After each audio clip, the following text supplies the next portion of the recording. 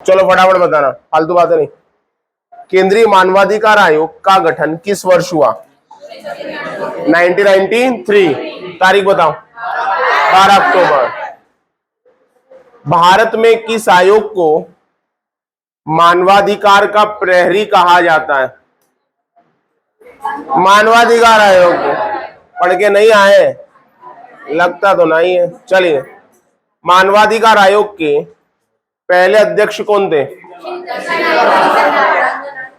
रंगनाथ मिश्र।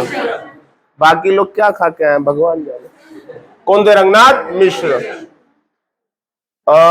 मानवाधिकार आयोग में अध्यक्ष और सदस्य का कार्यकाल कितने वर्ष? 3 वर्ष। मानवाधिकार आयोग में सेवानिवृत्ति आयु 70 वर्ष। केंद्रीय मानवाधिकार आयोग में अध्यक्ष और सदस्य की नियुक्ति कौन करता है? राष्ट्रपति। क्या मानवाधिकार आयोग संवैधानिक आयोग है? नहीं। जो हाँ बोल रहे हैं उनके साथ मेरी श्रद्धांजलि है। क्या कर, पढ़ के तो आए नहीं है। ठीक है। हाँ भैया, भगवान ने दिया है मुंह तो इच्छा तो मत फाड़ोगे, गलत फटे। चलिए, है ना। कैसा आयोग है? सांविधिक। संसद के द्वारा अधिनियम से कौन सा आयोग बना? मानवाधिकार। चलिए, विधि आयोग पढ़ाया था। विधि आयोग क्या संवैधानिक है? नहीं। सांविधिक है? नहीं। क्या भारत सरकार के आदेश से गठित कौन सा आयोग? विधि आयोग। अब तक कितने विधि आयोग गठित? 22। विधि आयोग का गठन किसकी समीक्षा के लिए किया जाता है? कानून की समीक्षा, आईपीसी, इंडियन पिनल कोड। अगर कहा जाए पहला विधि आयोग जो 1955 में गठित हुआ था उसके अध्यक्ष कौन थे? एमसी सीतलवाड़। विधि आयोग का कार्यकाल कितने वर्ष? 3 वर्ष। कितने वर्ष का? 3 वर्ष का, है ना। ब्रिटिश इंडिया में ना, ये तो स्वतंत्र भारत का था। ब्रिटिश इंडिया में पहला विधि आयोग लॉर्ड मैकाले की अध्यक्षता में क्या हुआ था? गठित हुआ था। क्लियर? चलिए, दिल्ली में 70 सदस्यीय विधानसभा और 7 सदस्यीय मंत्री परिषद की स्थापना कौन से संशोधन के द्वारा? 69। किसके द्वारा? 69। दिल्ली विधानसभा के सदस्यों को राष्ट्रपति के चुनाव में भाग लेने का मौका मिला। कौन सा संशोधन? 70। कौन सा? 70। दिल्ली विधानसभा के सदस्यों ने पहली बार कौन से नंबर के राष्ट्रपति के चुनाव आ गया? 10वें। कौन से? 10वें। 8 केंद्र शासित प्रदेशों में केवल 2 ही ऐसे केंद्र शासित प्रदेश है जहां पे विधानसभा है। कहां? दिल्ली और पांडिचेरी। क्लियर? चलिए, उससे आगे चलते हैं। करंट भी बढ़ाया था। चलो बताओ, फिर टॉपिक पे आते हैं। मुनीश चंद्र डावर का संबंध किस जिले से? जबलपुर। क्षेत्र बताओ। चिकित्सा।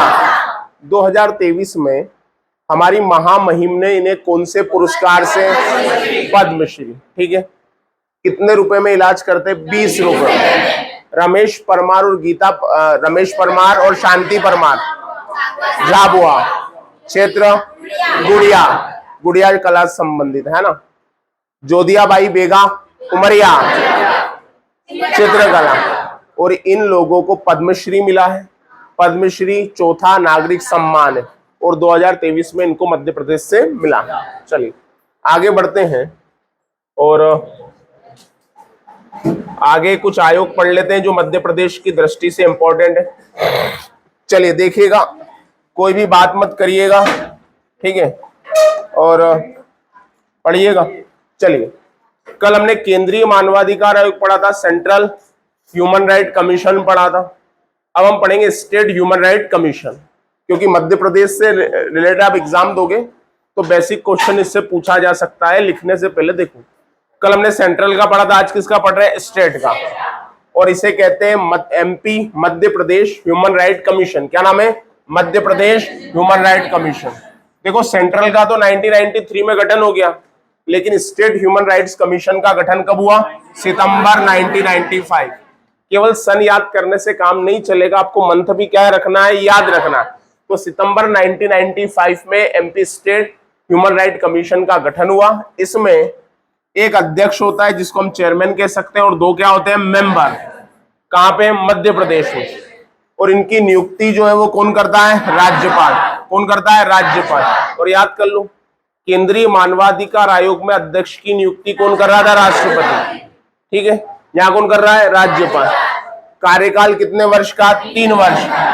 सेवानिवृत्ति 70। और इसमें एक लाइन हम बोलते हैं क्या, दोनों में से जो पहले हो जाए। दोनों में से जो पहले हो जाए। दोनों में से जो पहले हो जाए। या तो 3 साल का कार्यकाल पूरा कर ले या 70 साल की आयु। जिस प्रकार से केंद्रीय मानवाधिकार आयोग पूरे देश में मानवाधिकारों की रक्षा के संबंध में काम करता है, उसी प्रकार मध्य प्रदेश का राज्य मानवाधिकार आयोग मध्य प्रदेश की परिधि में, मध्य प्रदेश की सीमा में जो मानवाधिकार का अगर कहीं पे उल्लंघन होता है, मानव अधिकारों का कहीं पे उल्लंघन होता है, तो उसके बारे में क्या करता है, काम करता है। समझ में आ गई बात। दूसरी चीज, हटाने का अधिकार राष्ट्रपति। देखो, मानवाधिकार आयोग के अध्यक्ष और सदस्य की नियुक्ति कौन करता है, राज्यपाल। लेकिन इन्हें हटाने का अधिकार राज्यपाल के पास नहीं है। इन्हें हटाने का अधिकार किसके पास है, ये सेम वैसा ही है जैसे मध्य प्रदेश लोक सेवा आयोग। मध्य प्रदेश लोक सेवा आयोग कहां पर है, इंदौर में। मध्य प्रदेश लोक सेवा आयोग में अध्यक्ष और सदस्य को नियुक्त कौन करता है, राज्यपाल।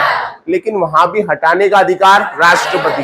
किसको है, राष्ट्रपति। अभी इसके वर्तमान अध्यक्ष कौन है, नरेंद्र कुमार जी। कौन से आयोग के, मध्य प्रदेश मानवाधिकार। अब सबसे महत्वपूर्ण बात है, मध्य प्रदेश का जो मानवाधिकार आयोग वो ऐसे मामले की जांच करता है जो 1 वर्ष की परिधि में हुए, जो 1 वर्ष की परिधि में हुए, जिनको बीते एक समय से ज्यादा समय नहीं हुआ, परिधि में हुए। अगर मान लो, मेरी बात बहुत ध्यान से सुनना, अगर मान लो ऐसा मामला है जिसको बहुत ज्यादा समय बीत चुका है, 2 साल हो गए, 3 साल हो गए, तो ऐसे मामलों की जांच मानवाधिकार आयोग नहीं करेगा। ऐसे मामले जो कितने साल के समय के भीतर हुए, 1 साल, ऐसे मामलों की जांच कौन करता है, मानवाधिकार आयोग। ये 1 साल का फॉर्मूला स्टेट पे भी लागू होता है और सेंट्रल पे भी लागू होता है। क्लियर। अगला कमीशन देख लेते हैं। ठीक, अगला है मध्य प्रदेश राज्य महिला आयोग, एमपी स्टेट वुमेन कमीशन, है ना, महिला आयोग। अब देखिए, महिलाओं के अधिकारों के संबंध में कौन बात करेगा, महिला आयोग। महिला उत्पीड़न, महिलाओं के साथ जो समस्याएं हो रही है, महिलाओं को सक्षम बनाने के संबंध में कौन काम करता है, महिला आयोग, है ना। तो मध्य प्रदेश का जो महिला आयोग है उसका गठन कब हुआ, 23 मार्च 1958। इसका मुख्यालय हमें कहां देखने को मिलता है, भोपाल। इसमें टोटल 7 सदस्य होते हैं। कितने होते हैं, 7। इसको आप ऐसे याद रख सकते हो, 1 5 1। कैसे, 1 5 1। एक तो क्या है, अध्यक्ष। एक होता है इसमें अध्यक्ष, ठीक है। बाकी 5 जो है वो क्या है, सदस्य। और एक होता है सचिव, जो एक प्रकार से शासकीय कर्मचारी होता है। कैसा कर्मचारी, शासकीय। तो टोटल मध्य प्रदेश महिला आयोग में कितने मेंबर होते हैं, 7। इसमें अध्यक्ष और सदस्य की जो कार्यकाल होता है वो कितना होता है, 3 वर्ष। और सेवानिवृत्ति 65। दोनों में से जो पहले हुए। नियुक्ति कौन करेगी, राज्य सरकार। तो मुझे बताओ, जब नियुक्ति राज्य सरकार कर रही है तो महिला आयोग महिलाओं के संबंध में साल भर में जो काम कर रहा है उसकी रिपोर्ट देगा। उसकी रिपोर्ट किसको देगा, राज्य सरकार। तो राज्य सरकार को रिपोर्ट क्यों देगा, क्योंकि राज्य सरकार ने इसकी क्या की है, नियुक्ति की है। क्लियर। फिर देखिएगा, मध्य प्रदेश राज्य महिला आयोग की प्रथम महिला अध्यक्ष कौन थी, कृष्णाकांत तोमर। ये पहले अध्यक्ष, सर वर्तमान का नाम नहीं लिखा। देखिए, वर्तमान अध्यक्ष थी शोभा ओझा। कौन थी, शोभा ओझा। आपको पता है 2018 में कमलनाथ जी मुख्यमंत्री बने थे। फिर 2020 में कौन मुख्यमंत्री बने, शिवराज सिंह चौहान।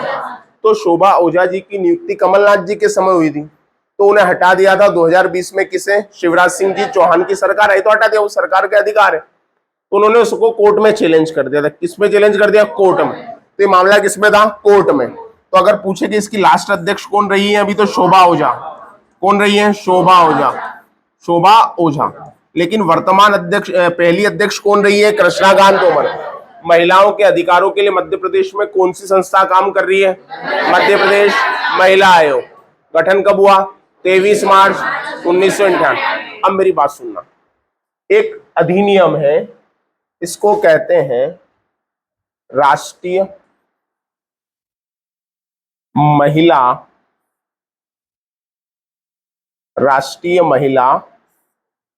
आयोग अधिनियम। बेटा बात मत करे ना। अधिनियम 1990। कौन सा अधिनियम है? राष्ट्रीय महिला आयोग अधिनियम 1990। अब मेरी बात गौर से सुनना। सेंट्रल ह्यूमन राइट्स पढ़ा? हाँ या ना? एमपी स्टेट ह्यूमन राइट्स पढ़ा? पढ़ा। अगर आपसे बोल दे कि केंद्रीय मानवाधिकार आयोग और राज्य मानवाधिकार आयोग की स्थापना किस अधिनियम के परिप्रेक्ष्य में हुई है, तो आप कहोगे राष्ट्रीय मानवाधिकार आयोग अधिनियम 1993। क्या मेरी बात समझ में आई? भले ही मध्य प्रदेश मानवाधिकार आयोग का गठन कब हुआ? 95। लेकिन इसकी पृष्ठभूमि क्या है? ये किस आधार पे गठित हुआ है? तो ये गठित हुआ है मानवाधिकार आयोग अधिनियम 1993। मानवाधिकार अधिनियम 1993, उसके आधार पे मध्य प्रदेश का मानवाधिकार आयोग क्या हुआ है? गठित हुआ है। उसी प्रकार से ये जो मध्य प्रदेश राज्य का महिला आयोग है, अगर कहा जाए ये किस पृष्ठभूमि से गठित हुआ है, तो आप कहोगे राष्ट्रीय महिला अधिनियम 1990। इसके आधार पे राष्ट्रीय महिला आयोग भी बनाए, इसके आधार पे राज्य महिला आयोग भी बनाए। ये दोनों आयोग इसी अधिनियम के द्वारा बने। और अधिनियम किसने बनाया? संसद ने। किसने बनाया? संसद ने। अधिनियम संसद ने बनाया। ये बात अलग है कि जो राष्ट्रीय महिला आयोग है वो बना 31 जनवरी 1992 को। कब बना? 31 जनवरी 1992 को। कौन सा आयोग बना? राष्ट्रीय महिला आयोग। कौन सा आयोग? राष्ट्रीय महिला आयोग। तो आपसे पृष्ठभूमि पूछे तो आपको अधिनियम बताना है, इसका पूछे तो आपको सन बताना है। चलिए एक बार बता दीजिए, मध्य प्रदेश का महिला आयोग, मध्य प्रदेश का मानवाधिकार आयोग किस वर्ष गठित हुआ? 1995। मध्य प्रदेश मानवाधिकार आयोग की स्थापना किस अधिनियम के द्वारा हुई? 1993। क्लियर? पृष्ठभूमि उसका जो बेस है वो क्या है? 1993। क्लियर? चलिए लिखिएगा, मध्य प्रदेश मानवाधिकार आयोग, MP state human right commission, MP state human rights commission, तो लिखिएगा इस आयोग का गठन सितंबर 1995 में हुआ। इस आयोग का गठन सितंबर 1995 में हुआ। सितंबर 1995 में हुआ। नेक्स्ट पॉइंट लिखना, इसमें एक अध्यक्ष और 2 सदस्य होते हैं। इसमें एक अध्यक्ष और 2 सदस्य होते हैं जिनकी नियुक्ति राज्यपाल द्वारा की जाती है। जिनकी नियुक्ति राज्यपाल द्वारा की जाती है। क्लियर है? नेक्स्ट पॉइंट लिखिए, इनका कार्यकाल को इंग्लिश में टेन्योर कहा जाता है। इनका कार्यकाल क्या पेन चाहिए? क्या पेन चाहिए यार? मदद करो भाई। इनका कार्यकाल तथा सेवानिवृत्ति 370 होता है। कार्यकाल 3 वर्ष का और रिटायरमेंट 70 ईयर्स। 370 होता है। और ब्रैकेट में क्या लिखोगे? दोनों में से जो पहले हो, या तो 3 साल का कार्यकाल पूरा कर ले या 70 साल की आयु। फिर लिखना, अध्यक्ष और सदस्य को हटाने का अधिकार, अध्यक्ष और सदस्य को हटाने का अधिकार राष्ट्रपति को है। अध्यक्ष और सदस्य को हटाने का अधिकार राष्ट्रपति को है। किसको है? राष्ट्रपति को। फिर लिखना, इस आयोग के वर्तमान अध्यक्ष, इस आयोग के वर्तमान अध्यक्ष नरेंद्र कुमार जैन है। इस आयोग के वर्तमान अध्यक्ष नरेंद्र कुमार जैन है। कौन है? नरेंद्र कुमार जैन। क्लियर है? अब आ जाओ दूसरा लिखो, मध्य प्रदेश राज्य महिला आयोग, MP state women's commission, women commission, MP state women commission.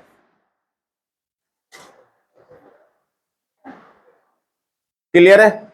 चलिए लिखिएगा, इस आयोग का गठन 23 मार्च 1998, अंडरलाइन कर लेना और आज ही याद करके कहीं कोने में दिमाग की बत्ती में डाल देना कि ये याद हो गया अपने को। ठीक, इसका गठन 23 मार्च 1998 को किया गया था। इसका मुख्यालय भोपाल में है।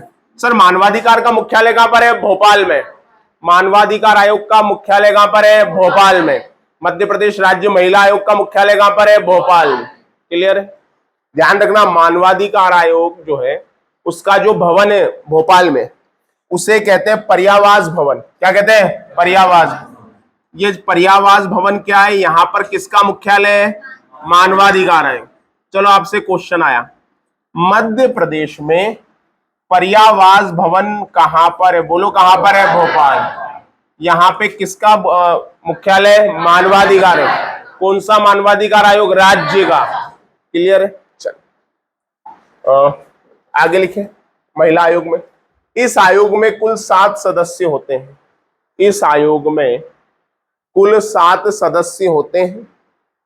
इस आयोग में कुल 7 सदस्य होते हैं। इनकी पदावधि, पदावधि मतलब पद की अवधि, कोई कार्यकाल और सेवानिवृत्ति 365 होती है। 365 होती है। इनकी पदावधि 365 होती है। फिर लिखिएगा, इनकी नियुक्ति राज्य सरकार करती है। इनकी नियुक्ति राज्य सरकार करती है। कौन करती है? राज्य सरकार करती है। फिर लिखिएगा, मध्य प्रदेश महिला आयोग की प्रथम अध्यक्ष, आईएमपी लगा लेना भैया, प्रथम अध्यक्ष कृष्णकांत तोमर थी। कृष्णकांता तोमर थी। कृष्णकांता तोमर थी। तथा अंतिम अध्यक्ष अभी जो रही लास्ट, शोभा ओझा थी, जो अभी मामला कोर्ट में है। शोभा ओझा थी। कौन थी? शोभा ओझा। कौन थी? शोभा ओझा। चलिए बढ़े आगे, अंतिम अध्यक्ष शोभा ओझा थी। भैया बोतल वोटल एक तरफ रख, कितने बार गिराओगे एक ही चीज को? चलिए, इन दोनों आयोग में कोई डाउट है? बढ़े आगे, अब हम पढ़ रहे हैं मध्य प्रदेश पिछड़ा वर्ग आयोग। और बातें मत करो भाई, मध्य प्रदेश पिछड़ा वर्ग आयोग। क्लियर है? पिछड़ा वर्ग आयोग। पिछड़ा वर्ग आयोग जो है, अभी आपको पता है ओबीसी रिजर्वेशन का मुद्दा भी गरमाया हुआ है, हाँ या ना? कितने प्रतिशत आरक्षण दिया? 27, है ना? पहले कितने था? 14%, है ना? पहले 14% था। पहले कितने परसेंट था? 14%। 14 से कितना कर दिया? 27। पहले ओबीसी रिजर्वेशन था 14%, अब कितना कर दिया? 27। इसलिए मामला कहां पर है? कोर्ट में। अब इसके संबंध में क्या बनाया? आयोग। अब मेरी बात को बहुत ध्यान से सुनिएगा, ठीक है? पहली चीज तो ये कि भारतीय संविधान का अनुच्छेद, अनुच्छेद मतलब आर्टिकल 340 पिछड़ा वर्ग आयोग की बात करता है। कौन सा आयोग की बात करता है? पिछड़ा वर्ग। अच्छा मुझे बताइए, भारतीय संविधान का कौन सा आर्टिकल एससी कमीशन की बात करता है? 338। कौन सा कमीशन? एसटी कमीशन 338 ए। और ओबीसी की बात करता है 304। ठीक, इसके संबंध में, ओबीसी के संबंध में कौन सा अमेंडमेंट हुआ है? 102 कौन सा हुआ है? 102 हुआ या नहीं हुआ है? 102 अमेंडमेंट किसके संबंध में? ओबीसी के संबंध। क्लियर है? ध्यान रखना। 340 में कौन सा कमीशन? OBC commission. 102 अमेंडमेंट किसके संबंध में? ओबीसी। और ईडब्ल्यूएस के संबंध में 103 अमेंडमेंट मतलब संविधान संशोधन। देखो 101 जीएसटी, 102 ओबीसी, 103 ईडब्ल्यूएस और 104 में एंग्लो इंडियन प्रावधान समाप्त। ये 101 से 104 संविधान संशोधन याद हो गए आपको। क्वेश्चन आया जीएसटी के संबंध में कौन सा संविधान संशोधन है, तो आप बड़ा सा बोलेंगे 101। ओबीसी के संबंध में 102, ईडब्ल्यूएस के एंग्लो इंडियन प्रावधान समाप्त याद होगा। चलिए अब हमने कहा कि पिछड़ा वर्ग आयोग कब बनाता है मध्य प्रदेश में? 13 मार्च 1990। कितने सदस्य होते हैं? 7। नियुक्ति कौन करती है? राज्य सरकार। और इसमें जो अध्यक्ष है वो कौन है? गौरी शंकर बिसेन। ये क्वेश्चन आया हुआ है। गौरी शंकर बिसेन इसके वर्तमान में क्या है? अध्यक्ष। अब मेरी बात सुन लीजिए, जितने भी अध्यक्ष हैं उन सभी को, जितने भी आयोग मैंने अभी पढ़ाए, उन सभी को कैबिनेट मंत्री का दर्जा होता है। किसका दर्जा? कैबिनेट। ये दर्जा किसको होता है? अध्यक्ष को। किसको होता है? अध्यक्ष। क्लियर है? और आयोग में जो सदस्य होते हैं ना,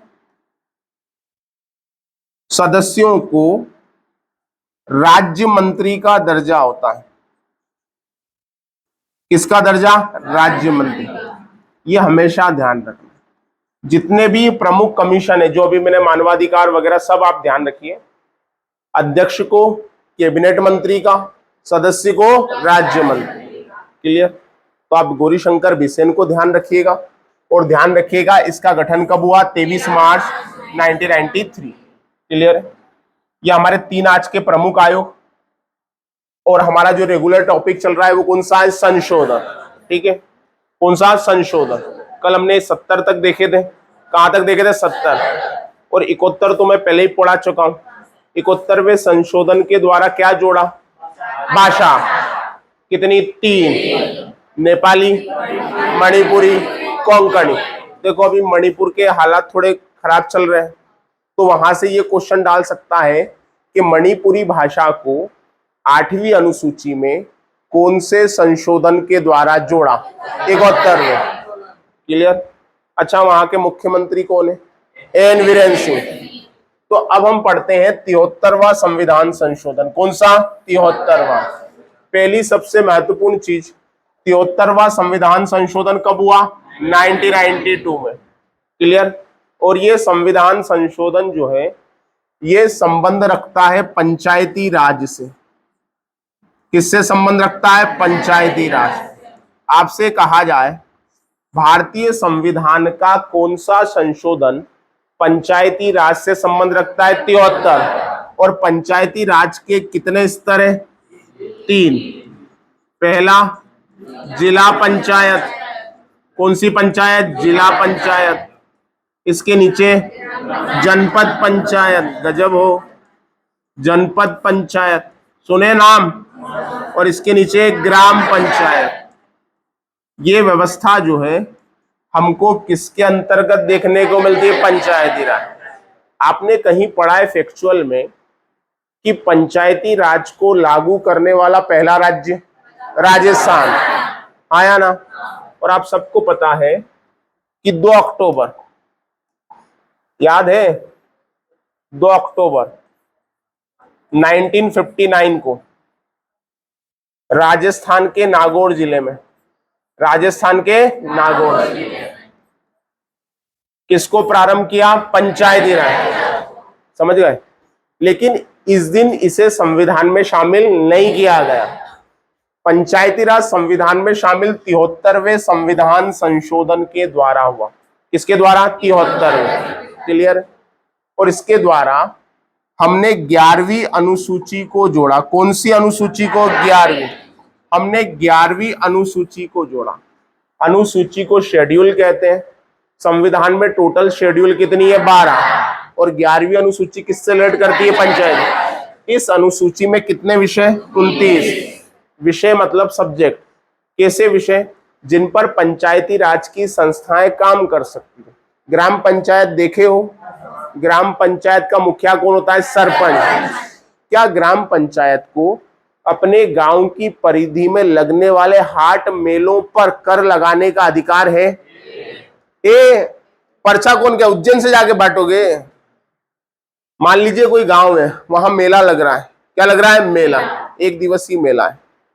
तो एक व्यक्ति जाएगा पंचायत का और जितनी भी दुकानें लगी सबको रसीद देगा या नहीं देगा? देगा। वो पैसा किसके पास जाएगा? पंचायत के। तो पंचायत को ये अधिकार कौन सी अनुसूची ने दिया? 11वीं। और 11वीं अनुसूची को कौन से संशोधन के द्वारा जोड़ा? 73। कहां जोड़ा? संविधान में। कहां के संविधान में? भारत के। कोई युगांडा केन्या के संविधान में तो जोड़ोगे नहीं तुम, वहां से तो मतलब है नहीं तुमको। कितने विषय? 29। और यह किससे संबंधित है? पंचायती राज से। क्योंकि गांधी जी ने कहा था भारत की आत्मा किसमें बसती है? उसके गांव में। किसमें बसती है? उसके गांव में। इसके बाद है 74वां संविधान संशोधन, 74 कॉन्स्टिट्यूशन अमेंडमेंट। और ये भी कब है? 1992। अब एक चीज ध्यान रखना, इसके द्वारा हमने कौन सी अनुसूची को जोड़ा? 12वीं। और 12वीं अनुसूची में कितने विषय? 18। और 12वीं अनुसूची जो है वो नगरीय निकाय से संबंधित है। किससे संबंधित है? नगरीय निकाय। और नगरीय निकाय के मुख्य रूप से हम 3 भाग देखते हैं: नगर निगम, नगर निगम, फिर नगर पालिका, नगर पालिका और नगर पंचायत। नगर पंचायत या परिषद, नगर परिषद या पंचायत, है ना। पंचायत के दो, परिषद के दो, एक ही बात है। तो इसमें 18 विषय। कौन से 18 विषय? जो अधिकार मिले किसको? नगरीय निकाय। मिले या नहीं मिले? मिले। जैसे नगर निगम वसूली करता है, आप देखते हो जब भी कोई दुकान लगती है, ठेले लगते हैं, उनको रसीद पकड़वाता है, हाँ या ना। तो वो अधिकार किसको मिला है? नगर निगम। और ये अधिकार कौन सी अनुसूची में? 12वीं। और 12वीं अनुसूची को कौन से संशोधन के द्वारा? 74वें। और आपका है 12वीं अनुसूची किससे रिलेट करती है? नगरीय निकाय से। किससे करती है? नगरीय निकाय से। तो 73वें संविधान संशोधन के द्वारा पंचायती राज, 74 के द्वारा नगरीय निकाय। क्लियर है? चलिए लिख लीजिए। मध्य प्रदेश पिछड़ा वर्ग आयोग, मध्य प्रदेश पिछड़ा वर्ग आयोग। आप जल्दी से ग्रुप में जुड़ जाएंगे तो फिर मेरे ख्याल से आपको भी 1 महीना लिखवाना भी नहीं है, केवल आप पढ़ेंगे। पीडीएफ किस में आएगा? ग्रुप में आएगा, वहां से आप पढ़ लेंगे तो हम ज्यादा चीजें कवर कर पाएंगे। समझ गए मेरी बात? चलिए लिखेगा इस आयोग का गठन, तो जल्दी से जल्दी ग्रुप में ऐड हो जाइए। इस आयोग का गठन 13 मार्च 1998, इस आयोग का 1993, इस आयोग का गठन 13 मार्च 1993 को किया गया। महिला आयोग था 98 वाला, 1993 को किया गया। इस आयोग में कुल 7 सदस्य होते हैं। इस आयोग में कुल 7 सदस्य होते हैं जिनकी नियुक्ति राज्य सरकार करती है, जिनकी नियुक्ति राज्य सरकार करती है। फिर लिखिएगा इस आयोग के वर्तमान अध्यक्ष, इस आयोग के वर्तमान अध्यक्ष गौरी शंकर बिसेन है। इस आयोग के वर्तमान अध्यक्ष गौरी शंकर बिसेन है। अच्छा, ये चीज तो याद रहेगी ना, अध्यक्ष को किसका दर्जा? कैबिनेट मंत्री का, और सदस्य को राज्य मंत्री। क्लियर है? चलो संशोधन लिखो, 73वां संविधान संशोधन। टॉपिक हमारा संविधान संशोधन है। आयोग तो मैं साथ में ऐसे ही पढ़ा रहा हूं आपको क्योंकि महत्वपूर्ण है, समझ गए? वरना टॉपिक कौन सा है हमारा? संविधान संशोधन। पूरे संशोधन सब किसने किए? संसद ने। संसद किससे मिलके बनती है? लोकसभा, राज्यसभा, राष्ट्रपति।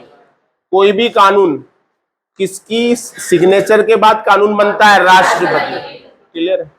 चलिए लिखिए 73वां संविधान संशोधन 1992 और लिखिएगा यह संशोधन पंचायती राज से संबंधित है। यह संशोधन पंचायती राज से संबंधित है। यह संशोधन पंचायती राज से संबंधित है। फिर लिखिएगा इसके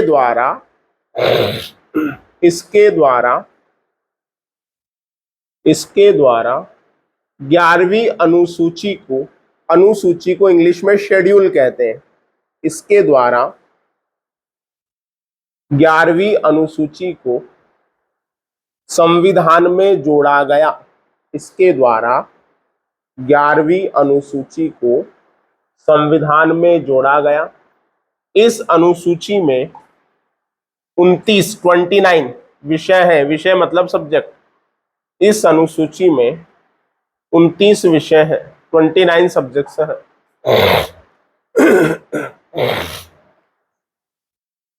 29 सब्जेक्ट है।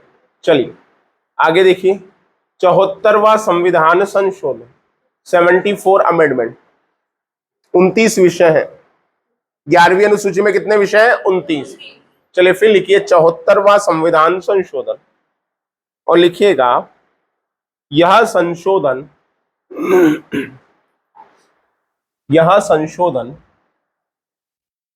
नगरीय निकाय से संबंधित है।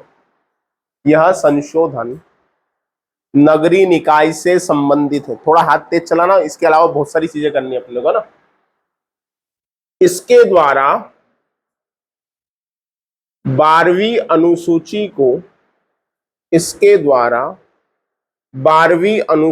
को संविधान में जोड़ा गया। 12वीं अनुसूची को संविधान में जोड़ा गया। इसमें 18 विषय है। कितने विषय हैं? 18 विषय। समझ तो गए ना? मतलब जिसपे वो संस्थाएं क्या कर सकती है? काम कर सकती। समझ गए ना? चलिए बढ़े आगे। चलिए अब देखिए 84 कॉन्स्टिट्यूशन अमेंडमेंट। पेन वेन रख दो और इधर देखो क्या लिखा है, इसको पढ़ो। कब तक? 2026 तक लोकसभा और विधानसभा है ना की सीटों की संख्या यही रहेगी। लोकसभा और विधानसभा। विधानसभा मतलब लेजिस्लेटिव असेंबली। देखो मेरी बात, मैंने पहले भी बताया है, लोकसभा का चुनाव भारत सरकार का चुनाव है। लोकसभा के चुनाव के द्वारा हम किसको चुनते हैं? भारत सरकार। और भारत सरकार को ही कहा जाता है केंद्र सरकार। और आप सभी को पता है केंद्र सरकार का मुखिया कौन है? प्रधानमंत्री। तो मतलब लोकसभा का चुनाव एक तरीके से प्रधानमंत्री का चुनाव है। पता है ना सभी को? किसका चुनाव है? प्रधानमंत्री। क्लियर है?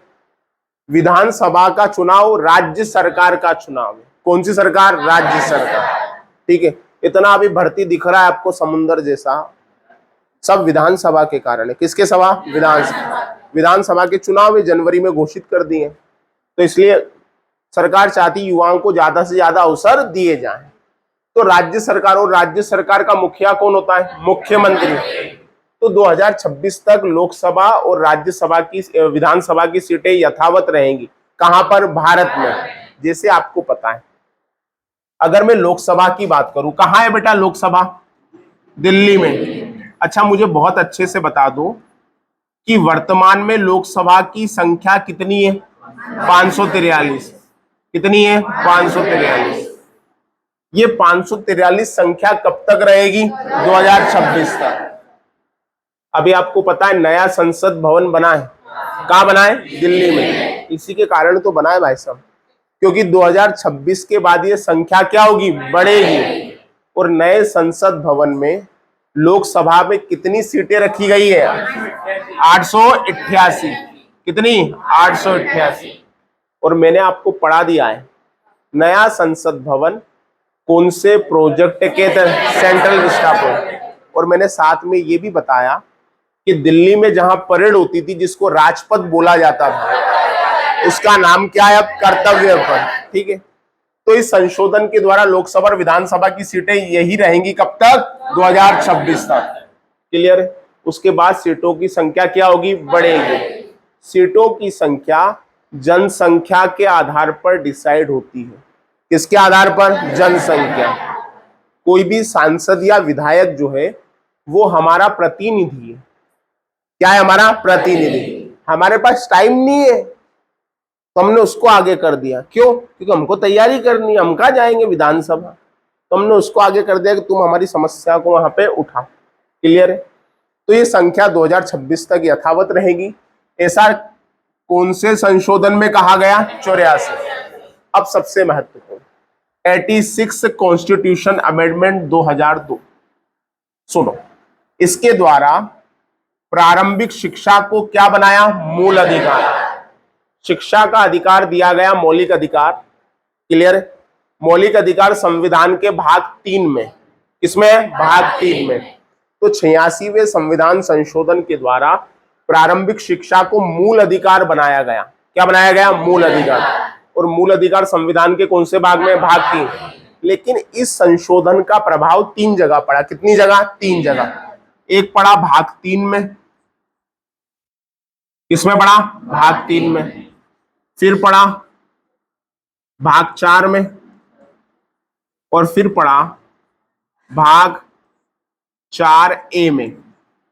अच्छा, भाग 3 में मौलिक अधिकार है, भाग 4 में क्या है? राज्य के नीति निर्देश। 4A में क्या है? मूल कर्तव्य। तो भाग 3, भाग 4 और भाग 4A तीनों पर प्रभाव डालता है कौन सा संशोधन? 46वां। अब देखो, इस संशोधन के द्वारा अनुच्छेद 21 का जोड़ा गया। क्या जोड़ा गया? अनुच्छेद 21 का। अब क्या लिखा है? राज्य को 6 से 14 वर्ष तक के बच्चों के लिए निशुल्क प्रारंभिक शिक्षा की व्यवस्था करना चाहिए। क्लियर? कहां लिखा है? 21 का। फिर अनुच्छेद 45। अब आपको पता है अनुच्छेद 36 से, अनुच्छेद 36 से 51 राज्य के नीति निर्देशक तत्व है। अब अनुच्छेद 45 में लिखा है कि राज्य के सभी बालकों को, है ना, 6 से 14 वर्ष है ना, इसमें 6 हट गया है, 6 से 14 वर्ष तक की आयु पूरी हो जाने तक निशुल्क और अनिवार्य शिक्षा देने के संबंध में उपबंध। क्लियर? फिर इसे मूल कर्तव्य में शामिल किया गया। कहां पे? 51 का। और क्या लिखा? यह हर भारतीय का कर्तव्य होगा कि वह अपने बच्चे को, चाहे वह उसके माता पिता हो या अभिभावक, 6 से 14 वर्ष की उम्र तक शिक्षा सुविधा उपलब्ध करवाए। तो क्या याद रखोगे? पहला क्वेश्चन, प्रारंभिक शिक्षा को मूल अधिकार कौन से संशोधन के द्वारा बनाया? 86। अनुच्छेद 21 का कौन से संशोधन के द्वारा जोड़ा? 86। आरटी समझते हो ना? राइट टू एजुकेशन, शिक्षा का अधिकार। किसका अधिकार? शिक्षा का अधिकार। निशुल्क शिक्षा मिल रही है? मिल रही है। आरटी का फॉर्म निकलता है और बच्चे का स्कूल में पैसा नहीं लगता है। नहीं लगता है ना? वो इसी संशोधन के द्वारा है। बाद में इसी के आधार पर आरटी बना। क्या बना? आरटी, जिसे हम कहते हैं शिक्षा का अधिकार, राइट टू एजुकेशन। तो हम देखते हैं मौलिक अधिकार में परिवर्तन किया गया, मौलिक अधिकार में डाला गया, राज्य के नीति निर्देशक तत्व में डाला गया, और अनुच्छेद 51 का मतलब मूल कर्तव्य में डाला गया। और इसी के साथ हम मूल कर्तव्य कितने हो गए? 11। मूल कर्तव्य कितने हो गए? 11। वरना पहले मूल कर्तव्य कितने थे? 10। कितने थे? 10। अब कितने? 11। तो प्रश्न बनेगा 11वां मूल कर्तव्य कौन से संशोधन के द्वारा जोड़ा? 86। क्लियर है? लिखिएगा 84 संविधान संशोधन, 84 संविधान संशोधन 2001, 84 कॉन्स्टिट्यूशन अमेंडमेंट 2001। और लिखिएगा इस संशोधन के द्वारा, इस संशोधन के द्वारा लोकसभा तथा विधानसभा, सर विधानसभा कहां होती है? राज्यों में। अरे मध्य प्रदेश में विधानसभा है क्या? कहां पर है? भोपाल। हमारा विधानसभा भवन क्या नाम है? इंदिरा गांधी भवन। ठीक है, चलिए क्या लिखा आपने? तथा विधानसभा की सीटों की संख्या यथावत रहेंगी। सीटों की संख्या यथावत रहेंगी, सीटों की संख्या यथावत रहेगी। सीटों की संख्या क्या रहेंगी? यथावत। क्लियर है बेटा? फिर आगे लिखिए, 86वां संविधान संशोधन 2002, 86वां संविधान संशोधन 2002। और अब संडे को भी अवकाश नहीं रहेगा, आपको बता दिया होगा, है ना? तो बता रहे हैं हम, अब संडे को भी आना रहेगा आपको, ठीक है? लिखिएगा, इस संशोधन के द्वारा, इस संशोधन के द्वारा प्रारंभिक शिक्षा को, इस संशोधन के द्वारा प्रारंभिक शिक्षा को मूल अधिकार, मूल अधिकार बनाया गया। इसे अनुच्छेद 21 का, इसे अनुच्छेद 21 का में जोड़ा गया, इसे अनुच्छेद 21 का में जोड़ा गया, इसे अनुच्छेद मतलब आर्टिकल 21 का में जोड़ा गया।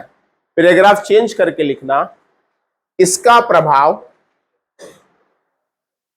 राज्य के नीति निर्देशक तत्व, ये पीडीएफ तो ग्रुप में आई जाएगी, खैर मैं जो लिखवा रहा हूं वो भी लिखे, इसका प्रभाव राज्य के नीति निर्देशक तत्व,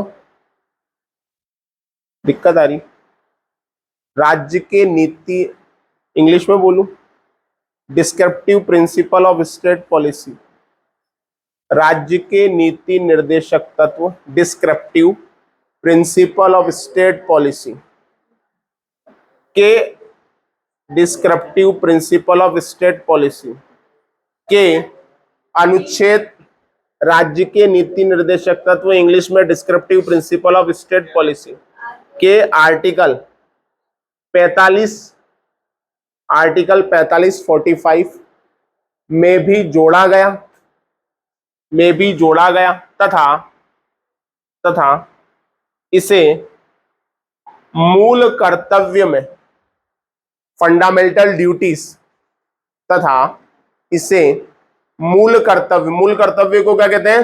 फंडामेंटल ड्यूटीज, फंडामेंटल ड्यूटीज में भी शामिल किया गया, फंडामेंटल ड्यूटीज में भी शामिल किया गया। तो इसका प्रभाव कितनी जगह पड़ा है? 3 जगह, पार्ट 3, पार्ट 4 और पार्ट 4A। क्लियर है? आगे बात समझ में। मैंने आज आपको 4 संशोधन पढ़ाए।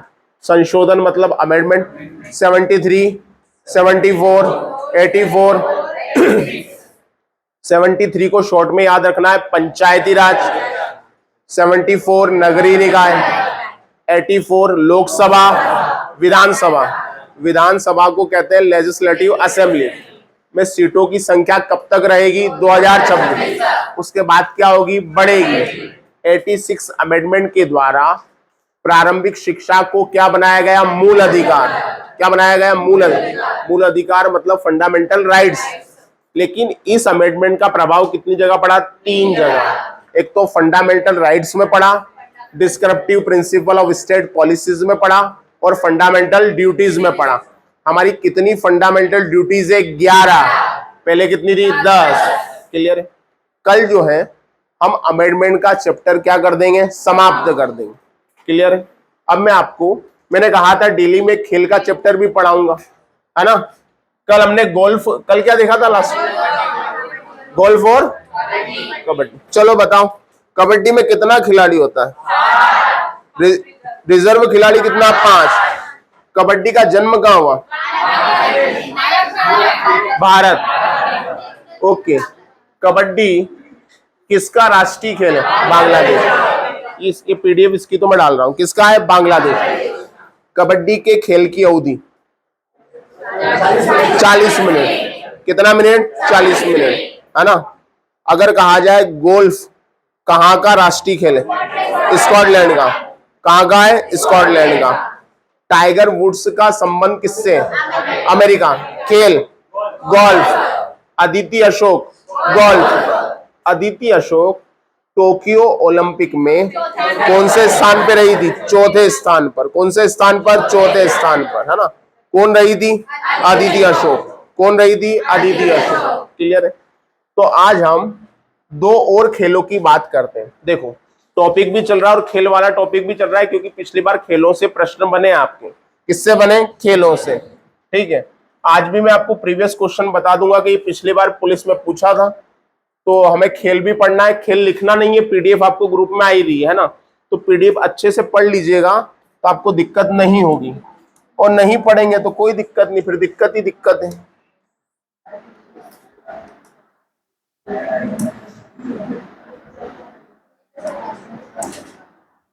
चलिए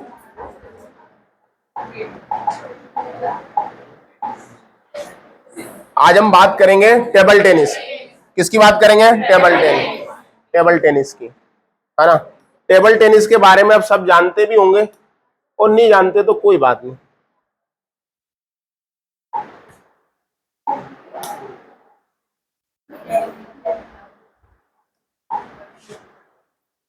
टेबल टेनिस को पिंग पोंग कहा जाता है। क्या कहा जाता है? Ping pong. और ये अभी क्वेश्चन शायद फॉरेस्ट में आया था या आबकारी में आया था, मैं पता नहीं, आया जरूर है ना। इसे क्या कहा जाता है? Ping pong. पिंग पोंग किसका दूसरा नाम है? टेबल टेनिस का। क्लियर? ये अभी आबकारी में या फॉरेस्ट में आया हुआ है। दूसरी चीज, इसका प्रारंभ कहां पे हुआ? इंग्लैंड में। इंग्लैंड में किसका प्रारंभ हुआ? Table tennis. International table tennis federation का मुख्यालय लुसाने में। कहां पर? लुसाने। लुसाने कहां पे आता है? स्विट्जरलैंड। और आप सब जानते हैं स्विट्जरलैंड का कैपिटल है क्या है? बर्न। क्लियर है? अब इंडिया आ जाओ। भारतीय टेबल टेनिस महासंघ, table tennis federation of India की स्थापना 1926। इसको आईएमपी लगा लेना, इसको याद करना है आपको। 1926 में। इसका मुख्यालय कहां पर है? नई दिल्ली। नई दिल्ली में किसका? भारतीय टेबल टेनिस महासंघ। स्थापना कब? 1926। फिर आगे बढ़ते हैं। मेघना अहलावत, ये तो इस बार आएगा ही आएगा। अब ये किसके पेपर में आएगा ये नहीं पता। मेघना अहलावत इस महासंघ की पहली महिला अध्यक्ष है। कौन से महासंघ की? Table tennis federation of India. Table tennis federation of India. बोलिए, बाबा रामदेव बोले हैं कि बोलना है। Table tennis federation of India. हम थोड़ी बोले, वो बोले। क्या आप सबको बोलो को बोले? मैंने कहा बोलो ही है। अध्यक्ष कौन है? मेघना अहलावत। और ये पहली चेयरपर्सन है टेस्ट की महासंघ की। समझ में आ गया? कॉमनवेल्थ गेम्स, कॉमनवेल्थ गेम्स भी मैं आपको पढ़ाऊंगा। हर 4 साल में होते हैं। 2022 में कॉमनवेल्थ बर्मिंघम में हुए। कहां पे हुए? बर्मिंघम, है ना। कॉमनवेल्थ गेम्स में किसमें? टेबल टेनिस में स्वर्ण पदक जीतने वाले पहले भारतीय कौन है? अंचल शरद कमल। ये टेबल टेनिस के खिलाड़ी। किसके खिलाड़ी हैं? Table tennis. नाम क्या है? अंचल शरद कमल। और आपको पता होगा इन्हें ही 2022 में, इन्हें ही 2022 में कौन सा पुरस्कार मिला अंचल शरद कमल को? मेजर ध्यानचंद्र पुरस्कार। मेजर ध्यानचंद पुरस्कार 2022 किसको मिला? अंचल शरद कमल। मनिका बत्रा क्या खेलती हैं? Table tennis. मनिका बत्रा क्या खेलती हैं? Table tennis. कॉमनवेल्थ में वुमेन्स सिंगल का खिताब जीतने वाली पहली महिला कौन है? मनिका बत्रा। यह चीन का क्या है? राष्ट्रीय खेल। क्या है चीन का राष्ट्रीय खेल? Table tennis. क्लियर है? अच्छा, स्कॉटलैंड का क्या है? गोल्फ। चलिए, साथिया गणना शेखरन। साथिया गणना शेखरन, ये भी किसके प्रसिद्ध खिलाड़ी है? Table tennis. और ये कहां के? भारत के। फिर देखो लियू गुओलियांग, नाम लिख दिया मैंने, चीन। प्रसिद्ध टेबल टेनिस खिलाड़ी रहे। क्लियर है? सबसे महत्वपूर्ण मुझे लगता है ये इस बार पूछा जा सकता है। 6 अप्रैल को विश्व टेबल टेनिस दिवस मनाया जाता है। क्या मनाया जाता है? 6 अप्रैल को। मध्य प्रदेश, अब ये भी कसम से याद कर लेना, मध्य प्रदेश टेबल टेनिस एसोसिएशन की स्थापना 1957 में हुई। और इसका मुख्यालय कहां पर है? इंदौर में। पहले मुख्यालय जबलपुर में था, लेकिन अब कहां पर है? इंदौर में। इसकी स्थापना कब हुई? 1957। तो देखो 3 याद करने, एक तो international table tennis federation Lausanne Switzerland, table tennis federation of India New Delhi 1926 और Madhya Pradesh table tennis association 1957 Indore. Clear है? ये तो हो गई टेबल टेनिस की बात। अब हम चलते हैं बैडमिंटन। अब दो चीजें मैं कह दूं, एक तो इंडोनेशिया, एक तो आपका इंडोनेशिया और एक आपका मलेशिया। इंडोनेशिया और मलेशिया ये दोनों एशियन कंट्री है। कौन सी कंट्री है? एशियन। कौन से महाद्वीप की है? एशिया महाद्वीप। क्लियर? इन दोनों का नेशनल गेम क्या है? बैडमिंटन। इंडोनेशिया का नेशनल गेम बैडमिंटन, मलेशिया का बैडमिंटन। इंटरनेशनल बैडमिंटन फेडरेशन का मुख्यालय कहां पर है? कुआलालंपुर। और ये कुआलालंपुर कहां आता है? मलेशिया में। और याद नहीं हो इतना लंपुर तो क्वाला कर लो, अपने को क्या करना, अपने को यहाँ जाना थोड़ी है। क्लियर है? दूसरी चीज, भारतीय बैडमिंटन संघ कहां पर है? नई दिल्ली। और इसके चेयरमैन कौन है? हेमंत बिस्वा। और हेमंत बिस्वा असम के क्या है? मुख्यमंत्री। कहां के मुख्यमंत्री? असम के। अब ये क्वेश्चन पिछली बार कांस्टेबल में आया है, पुलिस आरक्षक परीक्षा 2022 का प्रश्न है। यही क्वेश्चन एज इट इज पूछा था कि मध्य प्रदेश बैडमिंटन संघ की स्थापना कब हुई? 19 अक्टूबर 1946। यही क्वेश्चन है, आप पुराने पेपर देखो मिल जाएगा। तो ये क्वेश्चन पिछली बार का है जो आया हुआ है। और इसका हेडक्वार्टर कहां पे है? जबलपुर, है ना। वर्तमान में बैडमिंटन संघ का मुख्यालय कहां पर है? इंदौर। इससे पहले टेबल टेनिस पहले कहां था? जबलपुर, फिर कहां आया? इंदौर। बैडमिंटन भी जबलपुर, फिर कहां आया? इंदौर। इसके अध्यक्ष अभी जो है वो कौन है? गिरीश केमकर। देखो, नारंग कप, चड्डा कप, अमृत दीवान कप भारत की राष्ट्रीय प्रतियोगिता, लेकिन किसकी? बैडमिंटन की। आपसे पूछेगा नारंग कप का संबंध किससे? बैडमिंटन से। चड्डा कप का? बैडमिंटन से। अमृत दीवान का? बैडमिंटन। तो अमृत, नारंग और चड्डा, है ना, इनको हमको याद रखना है। ये बैडमिंटन की क्या है? प्रतियोगिता है। फिर देखते हैं आगे। प्रकाश पादुकोण, आईएमपी लगा लो, इनका क्वेश्चन कई बार कई परीक्षाओं में आया, कई बार आया। दीपिका पादुकोण के पापा, है ना। हाँ, वास्तविक बात है, उसके फादर है। तो प्रकाश पादुकोण विश्व बैडमिंटन चैंपियनशिप में कांस्य पदक मतलब ब्रॉन्ज मेडल जीतने वाले क्या है? पहले खिलाड़ी। कौन है? प्रकाश पादुकोण। विश्व बैडमिंटन चैंपियनशिप में स्वर्ण पदक जीतने वाली पहली खिलाड़ी पीवी सिंधु। कौन है? पीवी सिंधु। इनके बारे में एक बात और मैं आगे बताऊंगा।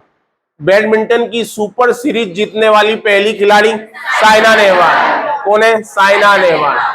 ओलंपिक में कांस्य पदक, पहला पदक किसमें? बैडमिंटन में, जीतने वाली पहली खिलाड़ी साइना नेहवाल। देखो, ओलंपिक कितने साल में होता है? 4 साल। तो ओलंपिक में बैडमिंटन में भारत को पहला पदक अगर किसी ने दिलाया तो किसने दिलाया? साइना नेहवाल। क्लियर है? फिर देखो, लगातार 2 ओलंपिक में पदक जीतने वाली पहली महिला पीवी सिंधु। क्यों भैया? क्योंकि आपको पता है 2016 में, है ना, ये रहा 2016 में रियो ओलंपिक में पीवी सिंधु ने रजत पदक जीता था। कौन सा पदक? रजत पदक। किसमें? बैडमिंटन में। और 2020-21 ओलंपिक में, सर 20-21 क्यों बोल रहे हो? क्योंकि 20 में होना था टोक्यो में, पर नहीं हो पाया। कब हुआ? 21 में। और 20-21 में ब्रॉन्ज जीता, कांस्य जीता। किसने जीता? पीवी सिंधु ने। तो लगातार 2 ओलंपिक में पदक जीतने वाली पहली महिला पीवी सिंधु। ये भी क्या खेलती हैं? बैडमिंटन। किदाम्बी श्रीकांत, बी साई प्रणीत, है ना, ज्वाला गुट्टा, अश्विनी पोनप्पा, लक्ष्य सेन, ये प्रमुख किसके खिलाड़ी है? बैडमिंटन। किसके खिलाड़ी है? बैडमिंटन। देखो मेरी बात सुनना, भारत का एक खिलाड़ी है सुशील कुमार, शायद अभी जेल में है किसी कारण से। वो भारत के पहले ऐसे खिलाड़ी हैं जिन्होंने भारत को लगातार 2 ओलंपिक में क्या दिलवाए? पदक दिलवाए। और दूसरी खिलाड़ी कौन है? पीवी सिंधु। लेकिन महिलाओं में पहली कौन है? पीवी सिंधु। बैडमिंटन में दिलाने वाली पहली कौन है? पीवी सिंधु, जिन्होंने लगातार 2 ओलंपिक में पदक दिलाए। वरना बैडमिंटन में ओलंपिक में पहला पदक भारत को दिलाने वाली कौन है? साइना नेहवाल। कौन है? साइना नेहवाल। आगे बात समझ में? तो ये 2 खेल हमने कल पढ़े थे, 2 खेल आज पढ़े। इसमें जितने भी क्वेश्चन है आप इसको अच्छे से पढ़ लीजिए, याद करने में आपको समस्या नहीं आएगी, क्योंकि यहां से कई क्वेश्चन बने हैं। हम सारे खेल देखेंगे, हम आपको इस बार भी देखने को मिलेंगे, पिछली बार भी देखने को मिलेंगे। मतलब पिछले पेपर आप देखोगे जो हम चीज पढ़ रहे हैं उसमें से कई बहुत सारे क्वेश्चन बने हुए। पिछली बार के पेपर जिस प्रकार से उसी पे आधारित मटेरियल है, तो आप पढ़ोगे तो आपका फायदा होगा, क्योंकि देखो सारी चीज तो आएगी, कोई एक ही क्वेश्चन आएगा किसी के पेपर में, आएगा या नहीं आएगा? आएगा। लेकिन एक एक नंबर से ही हमारी सिलेक्शन की दूरी क्या होती है? कम होती, और एक नंबर से ही सिलेक्शन क्या होता है? बाहर होता है। तो एक नंबर हमारे लिए बहुत महत्वपूर्ण है। जितना हम कवर कर सके 40 दिनों में, जितना पढ़ सके हम 40 दिनों में, क्या 40 साल का आराम नहीं खरीद सकते? क्या खरीद सकते हो ना? तो 40 दिन बहुत मेहनत करो, 3-3 घंटा सो, जितना हो सके कम रेस्ट करो, तो 40 साल का आपको आराम हो जाएगा। कितने साल का? 40 साल का। लड़कियां सोच रही सर हमको कोई फर्क पड़ेगा नहीं, ऐसा आप बोल भी दोगे तो। चलिए, तो इसको आप अच्छे से देख लीजिएगा। 2 खेल हमने कल देखे, 2 खेल हमने क्या देखे? आज देखे, और फिर 2 क्या देखेंगे? कल। क्लियर है? फिर जब खेल की सीरीज पूरी होगी तो कल्चर देख लेंगे। तो 40 दिन का जो आपका प्रोग्राम रहेगा, जो पुलिस का रहेगा, लगभग क्वेश्चन कोशिश रहेगी कि आपको एग्जाम में वो आए। क्लियर है? लेकिन वो तभी होगा जब घर जाके इसका क्या होगा? रिवीजन। वरना पीडीएफ तो बहुत सारी आती है ग्रुप में और आएंगी भी। क्लियर है? लेकिन अगर आप मेहनत उसको घर पे नहीं करोगे तो टोटली क्या हो जाएगा? वेस्ट। तो आज हमने मध्य प्रदेश मानवाधिकार आयोग देखा, मध्य प्रदेश राज्य महिला आयोग देखा, मध्य प्रदेश पिछड़ा वर्ग आयोग देखा, 4 संशोधन देखे, 73, 74, 84 और 86। इसको शॉर्ट में याद कीजिए, बस वहां एग्जाम में याद ही आना चाहिए, ये जरूरी है। कोई परिभाषा लिखने को तो आ नहीं रही है, तो आपको क्या आना चाहिए? याद कि प्रारंभिक शिक्षा को मूल अधिकार में कौन से संशोधन के द्वारा शामिल किया गया? 86। लोकसभा की सीटें 2026 तक यथावत रहेगी, 84। नगरीय निकाय से संबंधित संशोधन 74, पंचायती राज से 73। गौरी शंकर बिसेन किसके अध्यक्ष है? पिछड़ा वर्ग के। कृष्ण कांता तोमर किसकी पहले अध्यक्ष थी? महिला आयोग। कौन सा महिला आयोग? राज्य महिला आयोग। क्लियर? यही आपको याद रखना है। तो फिर इसको पढ़ के आइएगा। हम प्रारंभ में क्या करेंगे? रिवीजन लेंगे और फिर कल आगे की ओर चलेंगे। चलिए, ओके। ये पीडीएफ मैं आपके ग्रुप में शेयर कर देता हूं।